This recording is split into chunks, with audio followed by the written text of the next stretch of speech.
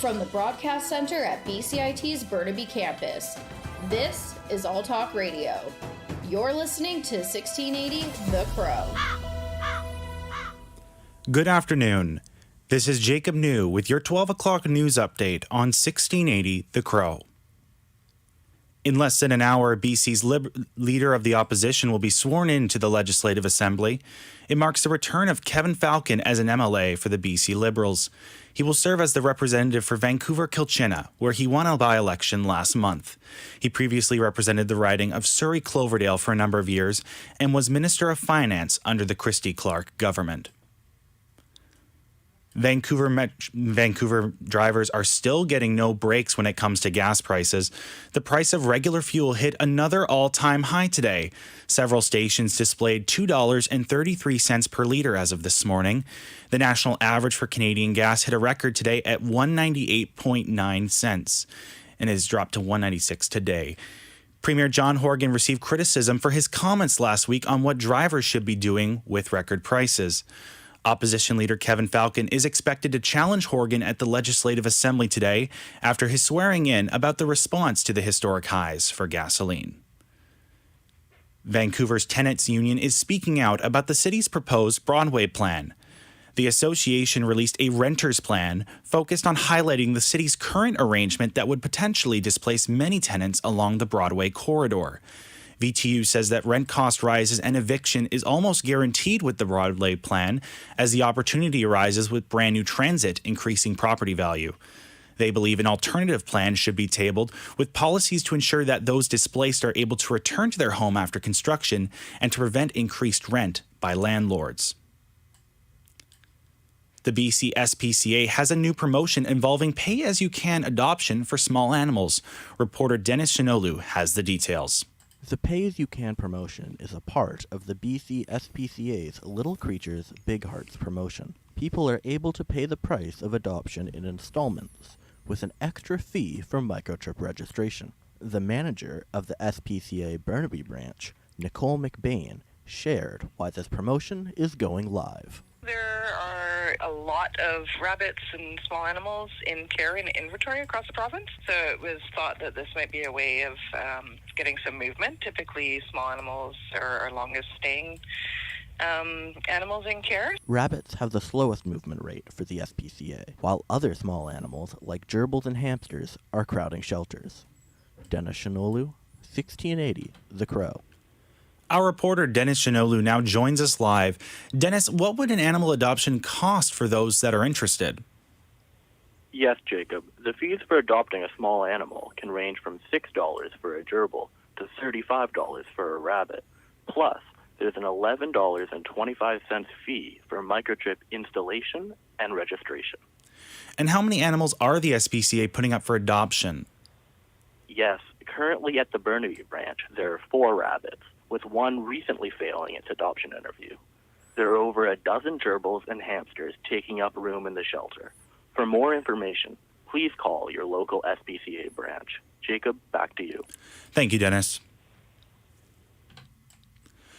Officials in Victoria want to hear about British Columbians' buying experience to enhance the province's consumer protection laws. The BC government announced an online public survey to help find areas of improvement when it comes to how consumers are protected when buying products or services. In a press release, the province highlighted a goal of modernizing laws for the digital economy, protecting vulnerable consumers, and ensuring effective enforcement for better protection. The survey can be filed at the BC government's website and will close on June 13th. BC is set to launch several one-stop centers dedicated to children with issues including ADHD, autism, and Down syndrome. Yet some parents are worried about how the new system will work without the standard referral, assessment, or diagnosis. Children's Minister Mitzi Dean says parents can bring their kids to a center when they notice certain development milestones are missed. Yeah, the problem at the moment is that services are locked behind a diagnosis, and that limits access to services at the time that a parent or a family might recognise that there might be a need or an issue. Depending on what diagnosis you get, you still might not get services, or you become a case manager for your own child. 4 hubs will open next year, with a total of around 40 scheduled to be operational in 2 years. Vancouver police have confirmed 2 teens were arrested on Sunday night after they assaulted 2 people near a SkyTrain station. A father and son were walking back from a Vancouver Whitecaps game when they were confronted by a group of teens at Nanaimo Station. The pair were assaulted with bear spray, and the assailants said multiple racist comments. A 13-year-old and a 17-year-old have been arrested, with charges being considered. A driver who struck and killed an Ontario woman and her 3 children back in 2020 has been sentenced to 17 years for his crime. Brady Robertson will spend 14 years and 2 months behind bars, having already spent 3 years awaiting trial. Anna Martin, sister of the deceased mother, says her family is devastated. My sister was my best friend in the whole world. Her babies were my girls, and they were my daughters. We will never recover from this. My only hope is that our kids can. Prosecutors had argued for a 23-year prison sentence and a lifetime driving ban. Robertson's defense pushed for a reduced sentence of 7 years. Buffalo's police commissioner says the gunman accused of killing black shoppers at a supermarket on Sunday planned to continue killing people if he had escaped the scene. It appeared that his plans were to drive out of here and then continue driving down Jefferson Avenue, looking to shoot more black people. Authorities are investigating the massacre as a potential federal hate crime or domestic terrorism. Sweden has remained a neutral military since the end of the Napoleonic Wars until now. Prime Minister Magdalena Andersson has announced that her country will apply to join NATO following the Russian invasion of Ukraine. Today, the working group's report and its conclusions were discussed in the Swedish Parliament, and the support for a Swedish application for NATO membership was broadly affirmed. After the debate, the government of Sweden formally decided to apply for NATO membership. Sweden's announcement comes only days after Finland declared their intention to apply for membership as well. The Kremlin has warned that admission of either or both countries into the military alliance would have destabilizing consequences for security in Europe. Canada's biggest music awards were back in full swing with a live audience at Budweiser Stage in Toronto. The biggest winner at the Junos was Montreal singer-songwriter Charlotte Cardin for Album of the Year, Artist of the Year, and Single of the Year. Other victories included Arkells as Group of the Year and Javier Maite becoming the first woman to receive Rap Album of the Year. And now, a weather update for Vancouver, British Columbia. After the heavy rain last night and showers this morning, we got sun and cloud to round out the day. We'll reach a high of 14 degrees. We'll get partly cloudy tonight, a low of 7. We get similar conditions from today on Tuesday, mainly sun and cloud with a high of 13 degrees. However, the rain will be back in the evening and we will have the same overnight low of 7 degrees. Thank you for listening. Stay tuned for a sports update with Parmveer Kang. I'm Jacob New. This is 1680 The Crow. Stay tuned for more on BCIT's 1680 The Crow.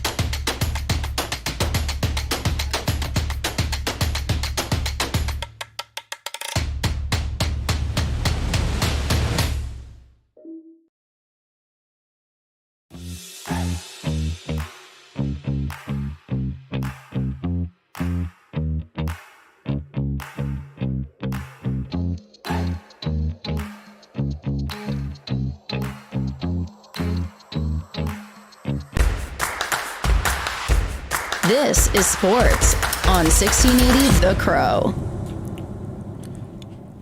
Good afternoon, my name is Parmveer Kang and these are your sports updates at 10:10. The Toronto Blue Jays are set to kick off a 3-game series with the Seattle Mariners tonight. The Blue Jays are coming off of a 3-0 loss to the Tampa Bay Rays last night. The Mariners defeated the New York Mets 8-7 last night.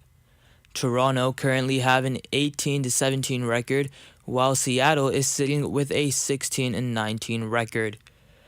Canada defeated Slovakia 5-1 today and have improved to 3-0 at the Men's International Ice Hockey Federation's World Championships in Finland.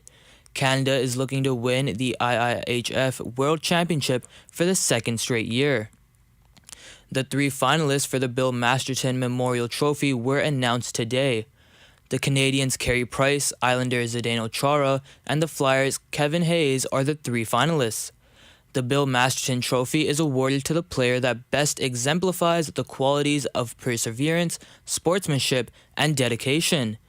Price underwent a knee surgery this past offseason following the Canadiens' Stanley Cup Finals loss. Price also voluntarily entered the league's Players Assistance Program, which is meant to help players with mental health along with other matters. Chara was the league's oldest player this season at 45 years old and played in his 24th season in the league.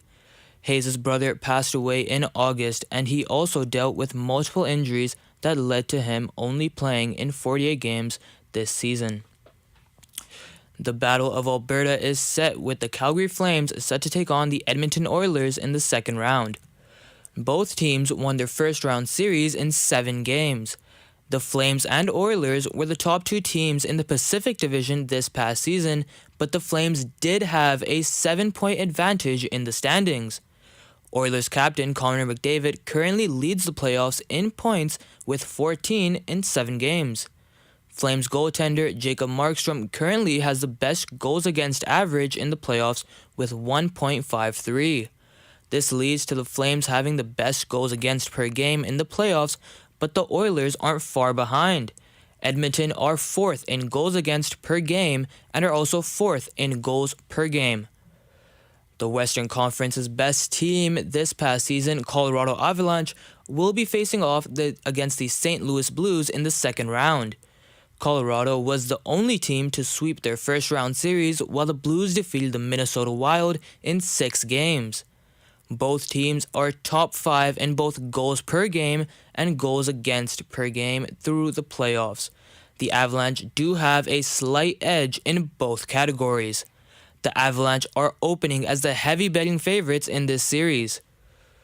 The NHL's best team this season is set to take on the defending back-to-back Stanley Cup champions in the second round, as the Florida Panthers will take on the Tampa Bay Lightning. The Lightning defeated the Toronto Maple Leafs in 7 games, while the Panthers defeated the Washington Capitals in 6, both in the first round. The Panthers are favored to win this series despite Tampa's championship pedigree. The Sacramento Kings are welcoming Alvin Gentry in a full-time front office role as the vice president of basketball engagement. Gentry ended the season as the Kings' interim head coach and joined the Kings' front office at the NBA Draft Combine this week.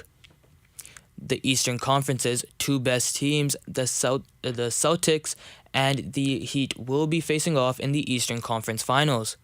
The Heat defeated the Philadelphia 76ers in 6 games in the second round, while it took the Celtics 7 to defeat the defending champion Milwaukee Bucks. The Heat and Celtics are both top 3 in defensive rating this postseason.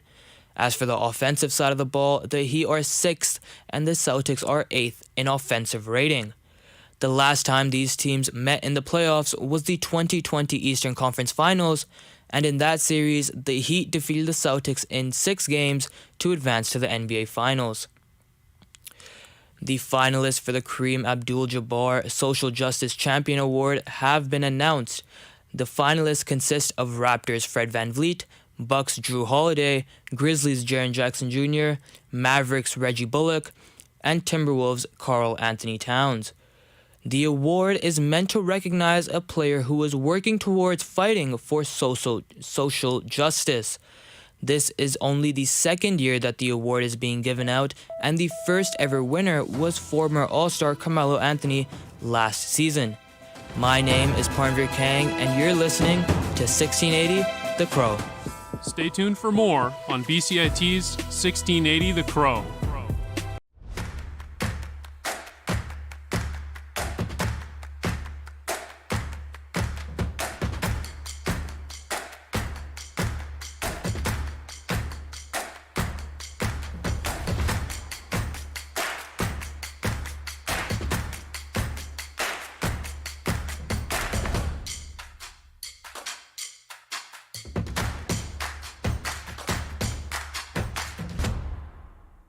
Everything is changing to digital. Everything is online. People aren't just waiting for the 6 o'clock news anymore. People want their news right now. They want to be able to go onto their smartphone, onto the internet, and see the news that they want to see.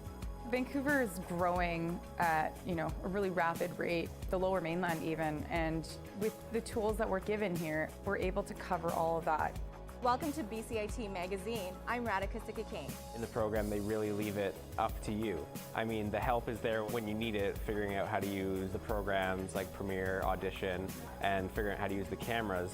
But it's up to you to sort of experiment and figure out what you can do when you go out in the field. They brought candles and flowers to remember the student who lost her life yesterday. Teresa May says the international community condemns Moscow. They really make sure that you know the basics and you are able to put out a quality product. I'm Brady Tretnero. And I'm Radhika Sikakane. Thank you for tuning in to BCIT Magazine.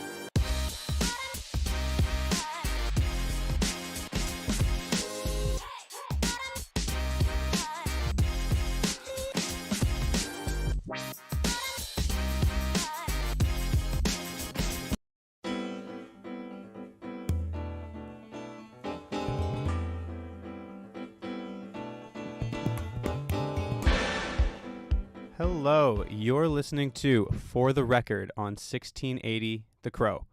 I'm your host, Victor Gaucher, and my guest on The Crow today is Dr. Bruce Ward. We're discussing the issues the pandemic has brought to the dental industry, including an increased number of stress-related teeth cracks caused from the uncertainty around COVID-19.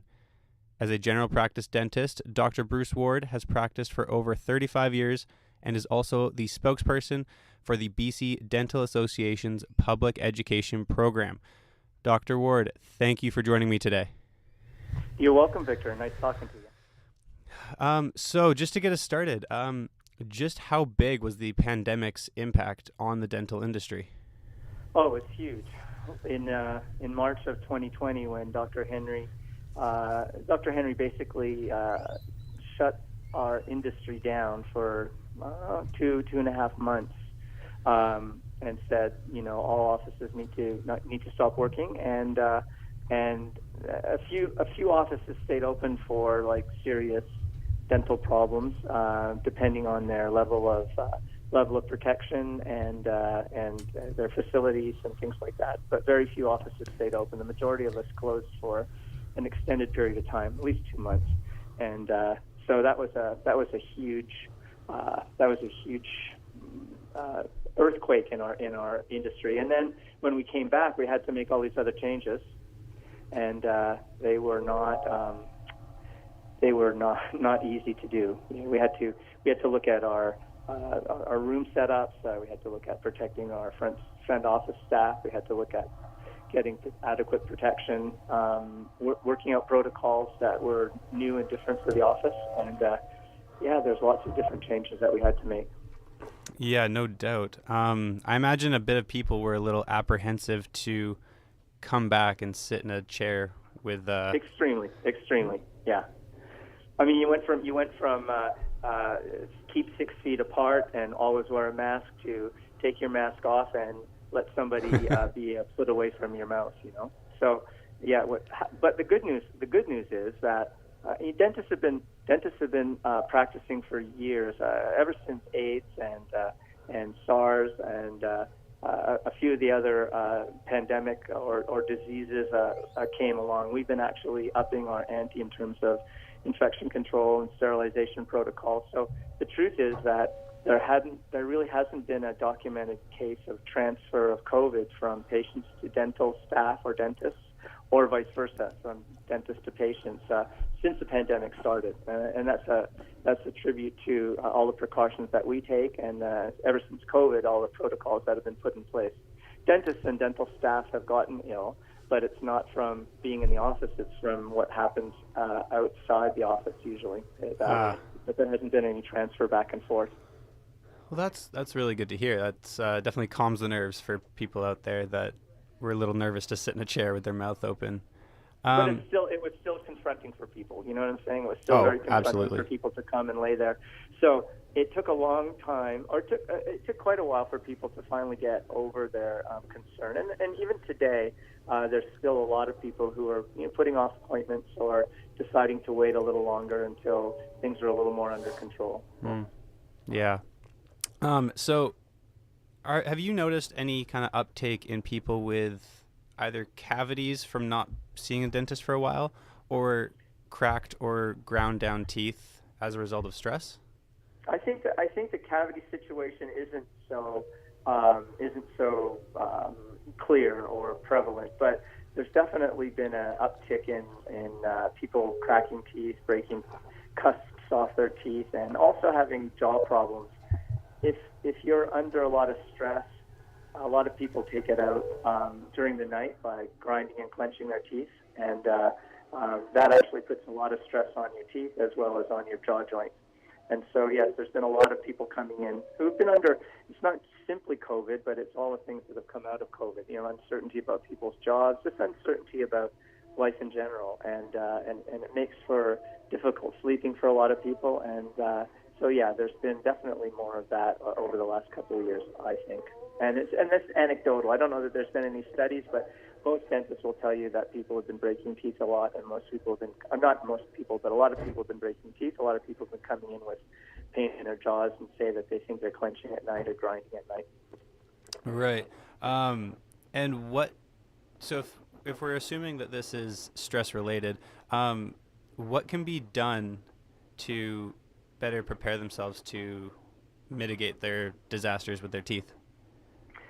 Well, I guess you could move to Fiji and live on the beach for the rest of your life. That's one of the ways.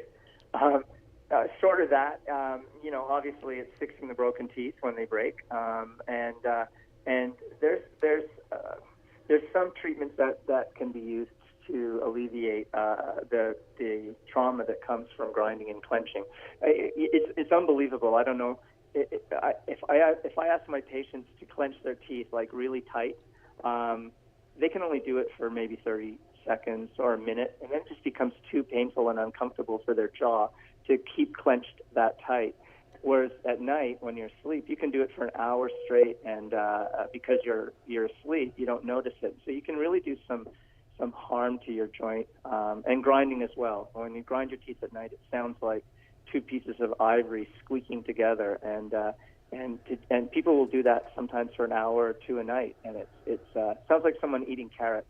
It's that loud, and if you ask somebody to do that when they're awake, they can't do it because it's too uncomfortable for them, and yet they can do it for an hour or two at night and wake up in the morning and wonder why their jaw and teeth feel sore.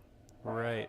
So the treatment for that is usually some kind of splint that we put into people's mouths, and it's made of a hard plastic, and it sits on the upper jaw or the lower jaw, and so if people do clench their teeth, instead of going tooth to tooth, they're actually going tooth to plastic, and it's kind of like skating all of a sudden. There's way less resistance to the grinding, and it actually gives some relief. There's some patients who grind their teeth heavily and have nighttime bruxing habits. It's called bruxing, nighttime habits like that. And if they lose or break their mouth guard, they can't sleep. I mean, they're desperate to get another one before long because they really can't sleep because it's too uncomfortable for them. So that it's a way of alleviating that. Some people don't like it or can't have something in their mouth, but the majority of people who do grind or brush their teeth, having one of these splints really helps their jaw joints a lot. How did these splints differ from something you would see in, say, martial arts or football or something like that? Martial arts and football, those splints are, well, football and martial arts, those are sports guards, so they tend to be a little thicker and a little more substantial. They sometimes they're a little bit softer as well, whereas these splints are quite rigid, so that what you want is you don't want to have a situation where you can close onto the splint and have your teeth kind of sink into them. You want them actually to slide around on the splint to take away any kind of resistance. Because if you wear a soft splint to bed at night and then you clench your teeth really hard and try to move your jaw, it actually locks your jaw in place because teeth don't move on the splint that easily. Where if it's a hard splint or if it's a bruxing splint, it's engineered to allow your teeth to move across the surface of the splint and not impede the joints. Right, and then that would alleviate some of the pressure on the jaw muscle that you mentioned earlier. Absolutely. Right. Yeah. Okay, cool. If you're just tuning in now, I'm your host, Victor Gaucher, with my guest, Dr. Bruce Ward, and you're listening to For the Record on 1680 The Crow. Dr. Ward is speaking with us today on the increased number of patients with cracked teeth and how people can feel better about their post-pandemic dentist visit. So, Dr. Ward, let's just circle back to navigating the pandemic as a dentist. What were the biggest issues you had to face? Well, first of all, it was making sure that patients and staff and ourselves feel comfortable coming to the office. So we had to put certain protocols in place, like it used to be you'd book everybody starting your day at, let's say, 8 o'clock in the morning. And so you'd have a waiting room full of people, and then, your hygienist and the dentist and the assistants would all take their patients out of the waiting room, and they'd all be treated, and then they'd all come back to the front desk at once. And so there's lots of opportunities for people to crowd around the desk and be in the waiting room. So we've actually had to stagger appointments. So everybody has different appointment start times, and the object is to not have anybody sitting in the waiting room waiting. We have no magazines in there anymore, so that people aren't transferring stuff to the magazines, and no toys for the kids. It's kind of turned into a much more sterile waiting room space. But that's one of the big things, just to make people feel comfortable. Quite often people will call, and we have them wait outside, and then they'll come in when it's time for their appointment, so they can just walk right into the office. Obviously, we're having people wear masks, and we're all wearing masks all day long. It's just having people, and we're screening people. We're taking their temperatures. Some offices have people do a pre mouth rinse with a peroxide mouthwash, so that they clean up any bacteria or viruses that are in the mouth. Using the rubber dam a lot. We're trying to watch out for creating not too many aerosols in the space, so that the next patient who comes into a perfectly clean operatory that's been really rubbed down well. So we've actually had to take less patients in a day and do less work in a day, just in order to sterilize and clean the areas up. Bathrooms, we ask people to not use our bathrooms. If they have to, then we go in and right after they've been in the bathroom and clean it up each time, which we never used to have to do before. Once a day was good enough. So it's just about making people and staff feel comfortable. Staff doesn't really eat together anymore. We used to always eat together in a small lunchroom. Now everybody kind of has staggered lunch hours, and they eat by themselves usually and come back. And so it's much, it's been different in terms of socializing in the office for the staff, but it makes everybody feel safer and more comfortable in the chair. Right. So with the staggered start time or staggered schedule times that you mentioned, and maybe with the uptake of people with cracked teeth or something, was it difficult to kind of get everyone seen and treated?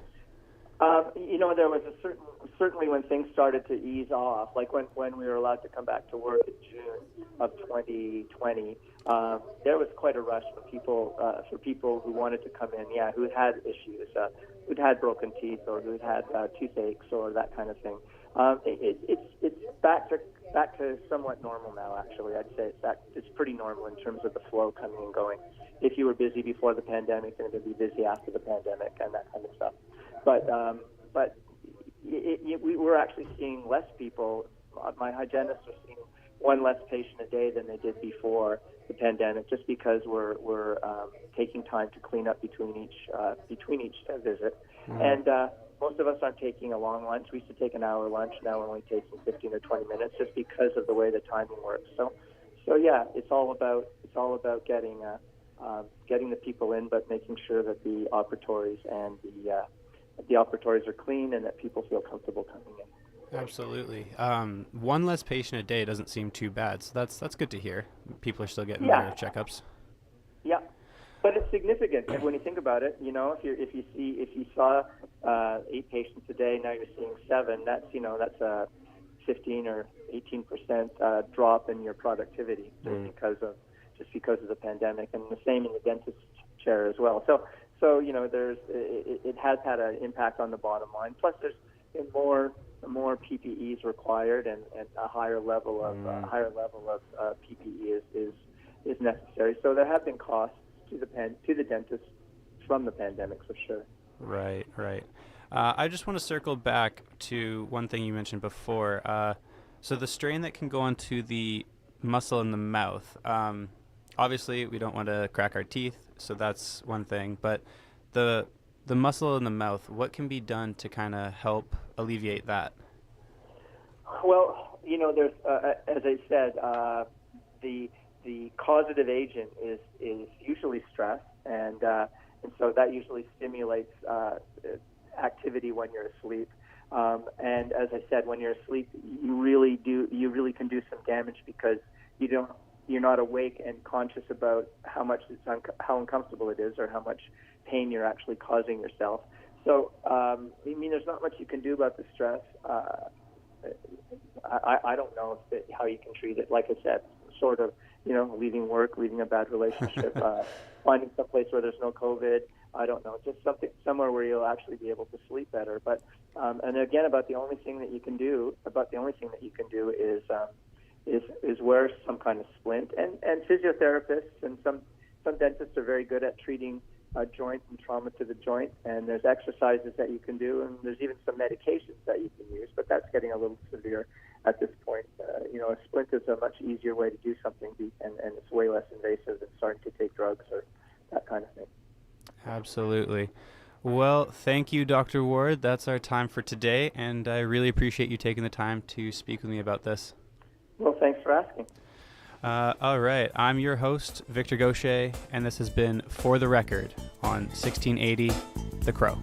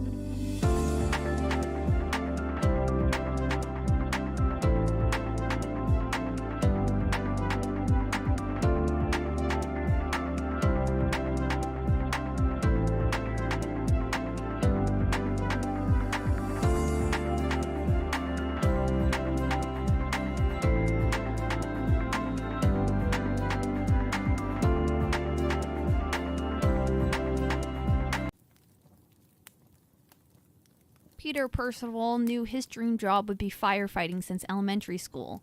Even though after graduation he put it on the back burner to do construction, he eventually came back to the dream, got certified in Texas, and now works for the Surrey Fire Department. Besides being a fighter, Peter has a side hobby of fishing and creating fishing reels. Doing things with fishing helps Peter cast away the stress of the job. You know, it's just a relief for me, right? Fishing is, I find though that it gets harder and harder to drive an hour and a half, 2 hours to go fishing sometimes, right? I like to set up at the lake for a week and just relax, right? By the fire, fish a little bit and relax. So yeah, it's all an avenue to release stress. Peter has always had a long history with fishing growing up, from the Mill Lake Fishing Derby to family trips. But it wasn't until later in life, when a family member asked to go fishing, that things really changed. And then he said, "Do you want to go?" And I'm like, "Yeah, that sounds like fun." And then boom, it was like I was hooked, right? Like we would go twice a weekend, right? And I remember hiking into that limit hole and running out of leaders and not knowing how to tie our own, driving back to Fred's, driving back to the limit hole, hiking back in there. Come a long ways. Yeah, that's how salmon fishing started for me, right? Aside from fishing, Peter now creates fishing reels with his father-in-law out of their garage. The story of how that started is kind of an interesting one. My father-in-law is a machinist, and he's a very smart man. He's born in Germany, trained in Germany, and he has a machine in his garage. So we went on a camping trip, kind of a family camping trip, which is a long story because it kind of, fish and family tend to stink after 3 days. Anyways, we went on a camping trip, and I brought a Islander reel with me, right, which is made on Vancouver Island. And we took it apart on the picnic table just outside of Alaska and kind of looked at how it was built and thought, he kind of looked at the design and figured, I could probably do this. And that's how it all started, right? Is that on a picnic table just outside, I guess it would have been more outside of the Yukon. He has a CNC machine, which is a computerized machine. It's 1985, so it's pretty old and antiquated. But he's a wizard on it. It's got a little screen on it. I don't know, maybe 10 inches by 10 inches, and it's green and black, right? So, and then he's got the mill or the lathe, right, to turn different parts and to buff things, and he does his own anodizing too, which colors the parts different colors. So he's not afraid to try something or do something, which a lot of times I find that fear holds me back. I'm like, oh man, I don't know if I want to do that, and then you just have to sometimes jump in, right, and say like, I'm going to do it, and I'm going to just battle through it, and it'll work, right? I asked Peter what he thought of the decline in fish population, and he's noticed a big drop-off in just a short span of time.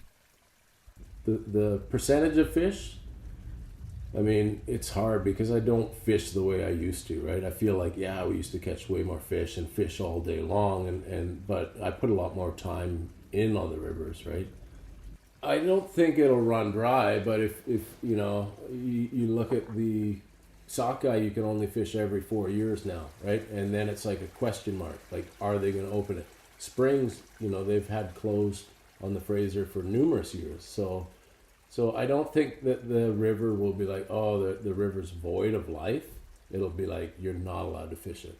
That would be not a very good day. But look at what's happened on the Fraser, right? So we'll go from there. John Reynolds, the chair of aquatic conservation, reminded me that not all of the 5 BC salmon species are necessarily in danger, but some are in trouble. The worst off in southern BC are Chinook and sockeye salmon. Really gotten into quite a bit of trouble to the point where the Committee on the Status of Endangered Wildlife in Canada, which I happen to be the chair of, has actually recommended to the federal government that they could be at risk of extinction. A big issue that John and Peter agree on is commercial fishing when it comes to the population of fish.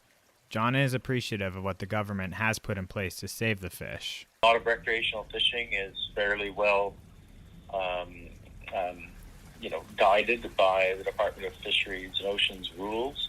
And so if people fish responsibly and look after the fish, if they're putting them back, it certainly wouldn't be in my top list of problems. I know what John said does sound really bad, but he does believe that the waters won't run dry of fish if people do things properly. Well, I certainly support the decisions that have been made about reducing commercial fisheries for many species. That is often the easiest thing to do, I must admit, and because the salmon have such complicated life cycles, living in so many different places at different times, that it's hard to do much for them when they're in the ocean, especially when they're juveniles.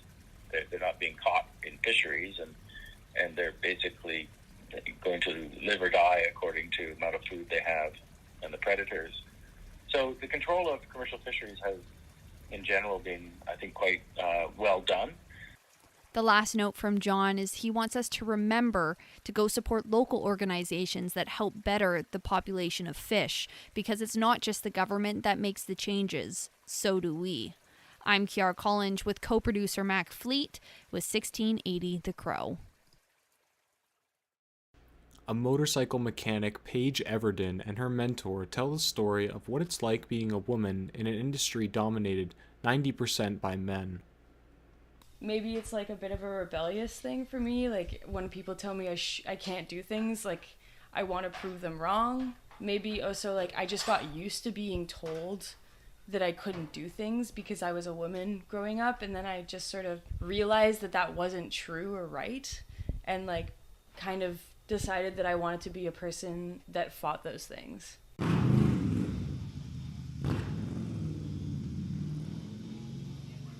My name is Paige Everden, and I am a motorcycle mechanic. I work at a shop called True Grit.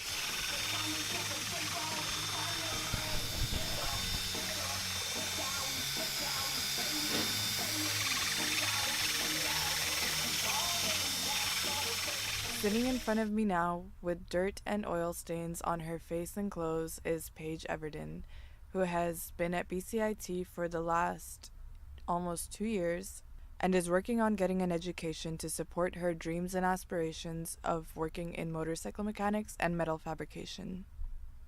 I took the motorcycle mechanics course and graduated that. And then I applied and got into the metal fabricator foundations course. I did it because I want to do custom work on bikes. And when you're a metal fabricator, you can make bike frames, you can make gas tanks, you can make front ends, you can make you can make anything with metal. Driving down an industrial road with lots of potholes and dust all around, we come across a large red barn, which is Rochelle Trellenberg's motorcycle mechanic shop. Paige is great. Paige learned so fast. It just blows my mind when somebody comes in and you really see that they're really good at something just right off the hop, and she absolutely is so good at that, and she's great with people, and she shows up. Should I just pour it? It should fit. Let me look. I mean, if it's not fitting for you.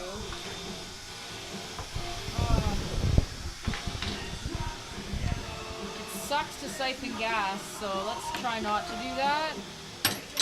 But both Paige and her boss Rochelle share the same dreams and aspirations towards this workforce. But you know what? I really have this drive suddenly to go to school to be a motorcycle mechanic. Like something in me just pushed me. So I went to BCIT for during the day, and then I worked in the nights. The dream kind of just was something cool where we'd work on bikes on the side, we'd do these little hangouts, we'd show people what we learned in class, and I really thrived in that environment. It was crazy, right? So, and I posted that I would work basically for baked goods. Anybody that needed their bike fixed, anybody that needed anything having to do with their bike, if I could do it, I would basically do it for free. At the same time, they share the same struggles and the same obstacles by being a woman in this male-led workforce. A guy will come in and I'll go out to greet and prep, and they'll walk right past me. And I'll be like, okay. But then the men in the shop that totally support me will be like, no, she's the one you need to speak with. Like, don't even come near me. I don't really allow for the pervert or the chauvinist to come through these doors. Like Rochelle, Paige has faced a lot of the same misogyny, especially in her classroom. So many examples. I guess like one thing that happened quite a number of times that like stands out to me is just like the amount of times that I would walk into the room or walk up to the group and they would stop talking because obviously they were talking about something, or maybe me, and they didn't want me to hear what they were saying.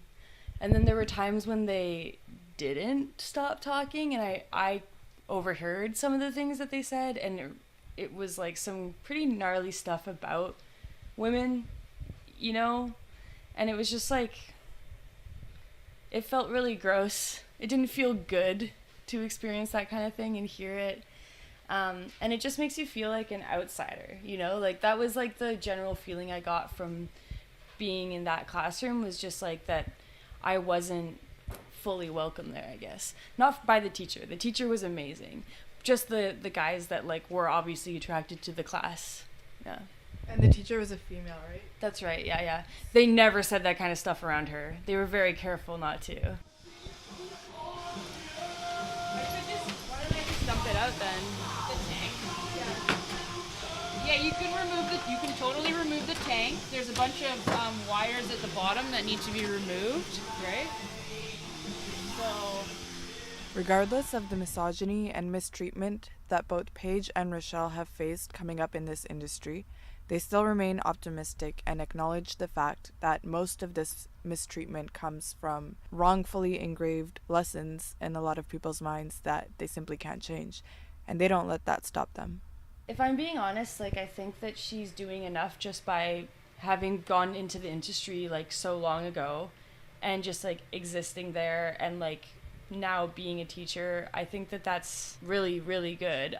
I think that basically like you can't change things overnight, and like it's a bit too much to ask for like one teacher to try and like change the like things that everyone has learned over their entire lives.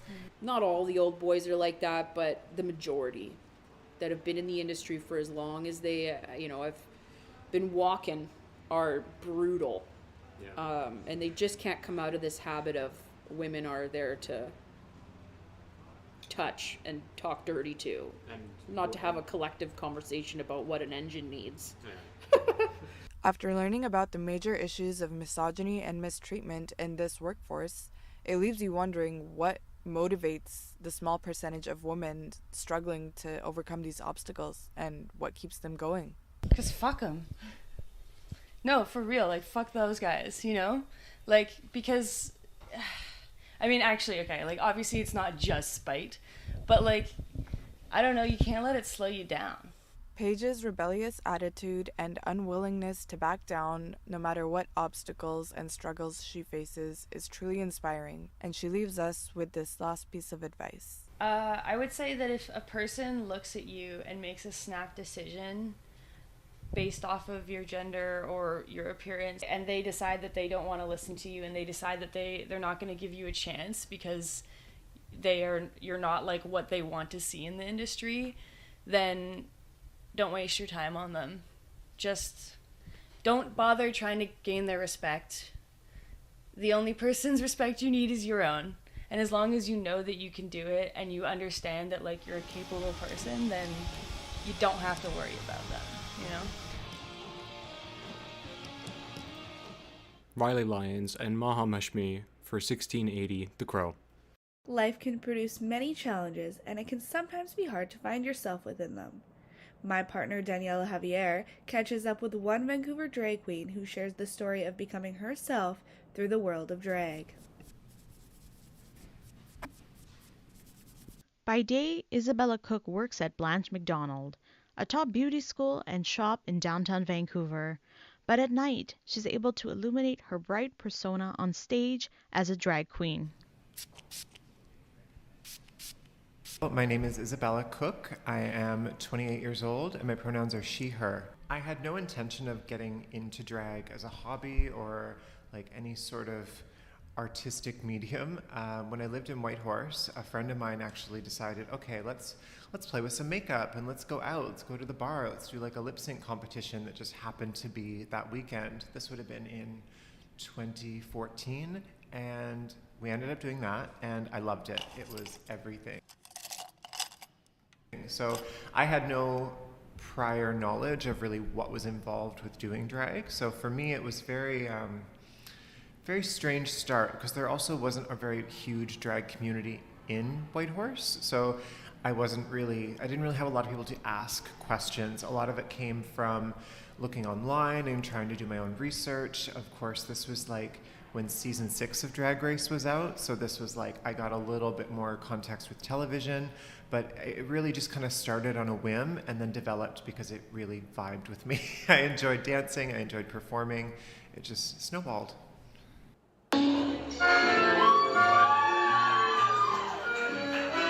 So my drag character, originally the character came from like just a joke. It was meant to be Isabella Valentina. It was this like Russian, Spanish like meme, I guess you could say. But later on, especially when I started transitioning, it sort of became myself with more makeup. In the early days of my drag, I had no idea what was going on. I had no context as to what the feelings I was feeling were. So that was when I was still in Whitehorse, and it's always had this weird underlying turmoil from prior to moving out west. So drag was that like first little crack in the wall that started letting water through, and it was like eventually that wall is going to come crumbling down, but for that moment in time it was really the best medium I had to express gender identity and still like have an element of performance, which is really what made me fall in love with drag, was like having an audience that didn't feel awkward. It's like that was instrumental in creating a drag persona that eventually just became an extension of myself.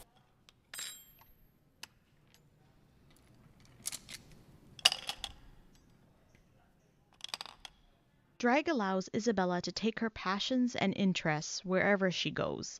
It gives her the zeal to do things outside of that life that she has on stage. For myself, I think the most unique part about it when I talk to my peers is that it really was key in my journey, really, like regarding gender dysphoria, those sorts of things.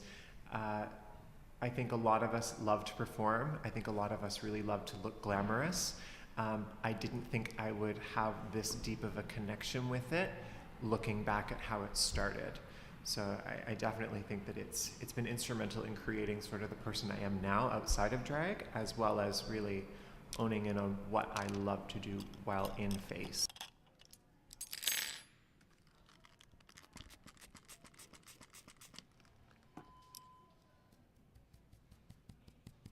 People who know Isabella personally say drag brings out the best in her.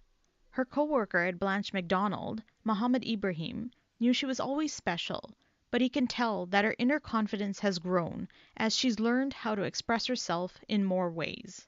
I would say that there's like this inner confidence and performer that comes out when someone's on stage, and I've seen that happen with Isabella, where she's able to move in a specific way or perform and communicate something internal in a really expressive way. And so it's really interesting to see someone bring that into their job, where they're able to impart that confidence and like empower other people through the power of like makeup and education to find their own confidence and to find their own like way of expressing themselves.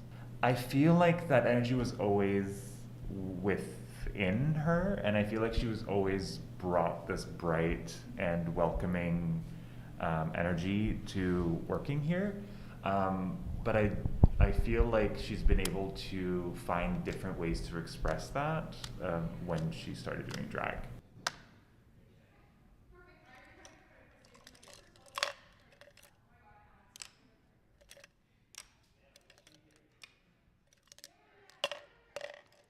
Drag queens weren't always treated equally in society. Isabella is glad that they're accepted and that there's enough support in the community. From the Broadcast Center at BCIT's Burnaby Campus, this is All Talk Radio. You're listening to 1680 The Crow.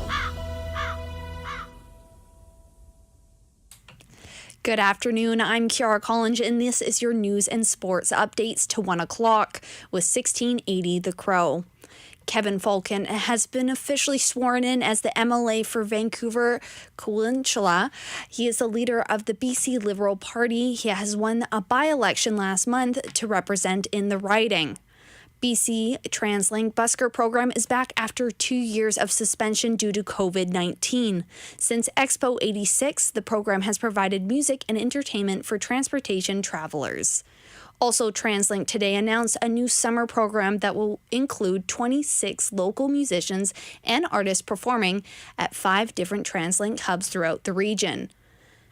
The Ministry of Environment and Climate Change Strategy are implementing a new Clean BC Local Government Climate Action Program. The initiative will give municipalities, regional directors, and modern treaty nations access to predictable, consistent funding to help them push local climate projects.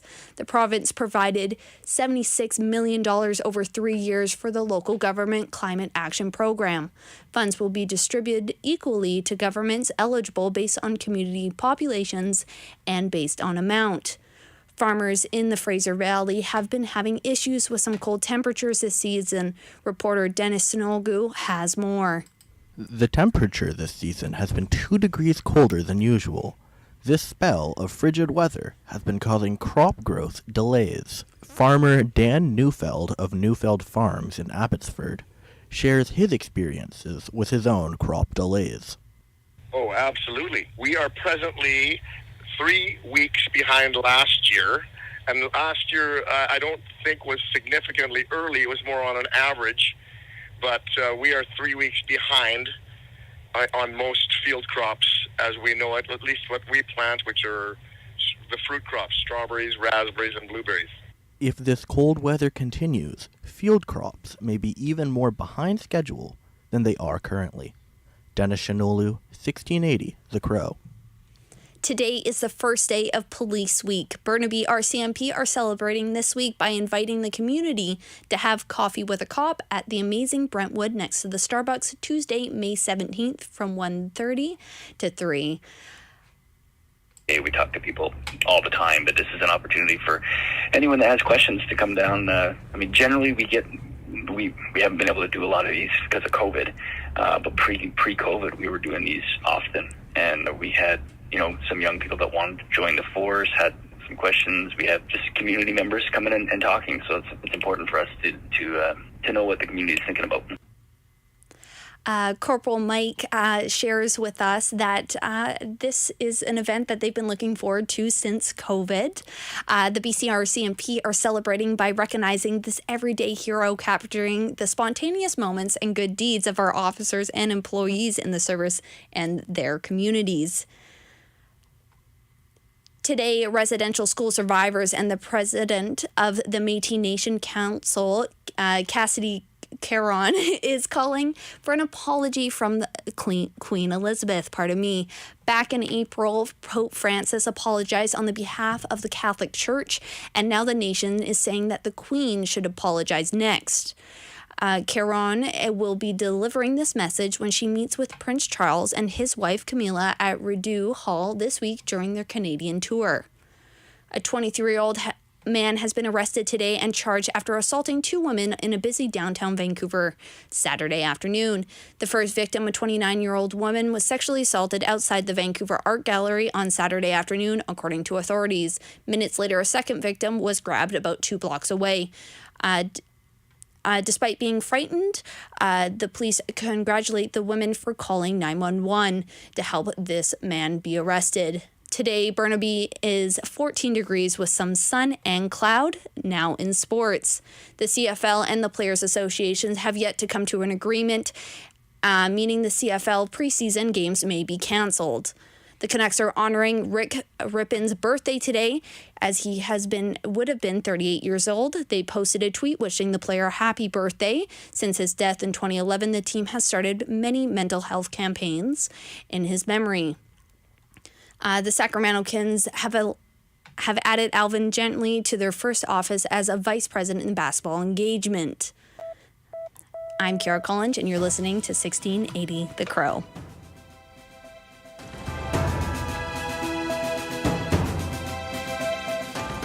Stay tuned for more on BCIT's 1680 The Crow.